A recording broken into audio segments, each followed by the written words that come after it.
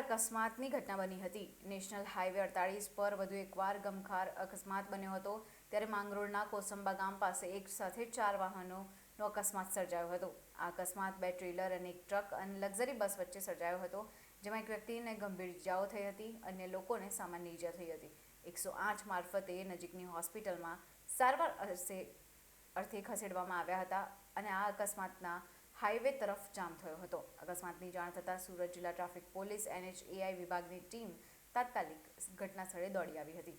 અકસ્માતગ્રસ્ત વાહનોની હાઈવેને સાઈડ કરી હાઈવેને ખુલ્લો કરાયો હતો।